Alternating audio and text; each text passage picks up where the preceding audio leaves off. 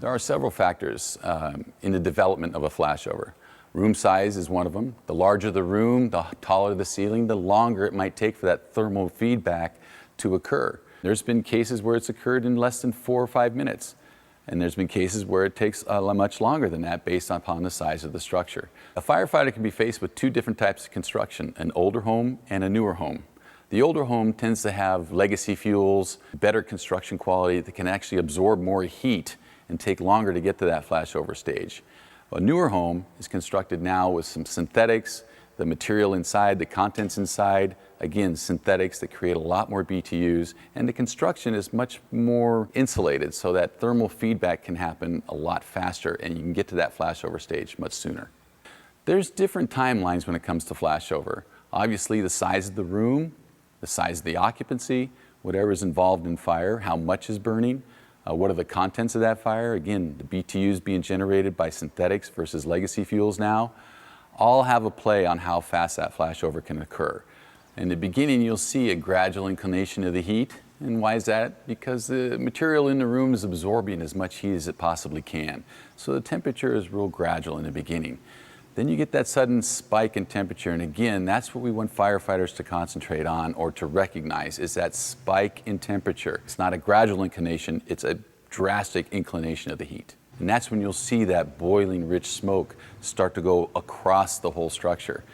And then once it levels off, flashover occurs, it levels off 1,500 degrees before you get to that decay stage. Now, a more modern type of time temperature curve is, you'll see that gradual inclination of heat, and then once that structure runs out of oxygen, the heat will actually diminish and it'll start to go down because it's run out of oxygen. But what do we do as firefighters? We get on scene, we have to get inside to put the fire out, so we open a door, give it that fresh air it needs, and now that spike in temperatures occurs and you get the flashover in just a matter of seconds. Then it levels right off again, 1,500 degrees till you get to that decay stage. As soon as we pull up on scene, we need to start looking at that smoke, whether it's low pressure smoke or high pressure smoke. And if it's emitting from cracks or if it's emitting from openings in that structure, we need to recognize that, whether it's low pressure or high pressure. You could write a book on smoke recognition because there's virtually a lot of things you can talk about. When it comes to flashover, we're looking at the smoke that has some pressure behind it. Pressure, velocity. That's really what we're focusing on when it comes to identifying the potential of flashover. And then once we make entry into the structure, we need to identify whether it's a river of low pressure smoke exiting, which tells us that it's rather cool inside that environment and we can get in at a much faster rate, versus high pressure, high velocity, high heat smoke.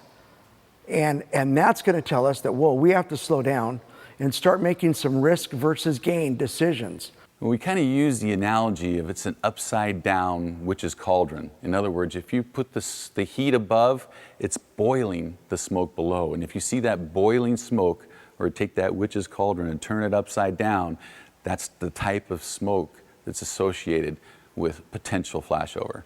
Usually you'll see that effect on the perimeter walls. As you enter into the structure, look to the perimeter walls because the walls will heat up faster before the center of the room. When you get that witch's cauldron effect throughout the whole structure, that's preeminent to flashover. In other words, flashover is going to come in about 4 to 5 seconds. If you look to the center of the room and the smoke is kind of lazy and it doesn't quite have the velocity of your interior walls, you probably have some time to cool the gases and try to get some work done. Just like an EMS incident, flashover has signs and symptoms. So signs are what you can see and feel. First thing, you have high heat. Where are you feeling that heat? Again, that's a sign of flashover. Are you feeling the heat on your shoulders, on the back of your hands, maybe your ears perhaps? Zero visibility. That's not always true. Sometimes you can have great visibility and there can be superheated gases over your head. Firefighters can enter into a building with a large ceiling, perhaps a drop ceiling, and not know that over their head is 10 feet of superheated gas just climbing to its ignition temperature. And when they ignite, they can drive you right down to the ground. But if we go into a structure and we have smoke all the way down to the floor, which happens quite often, we now have to use our senses. Can I see the seat of the fire? Can I hear the seat of the fire? And can I feel it?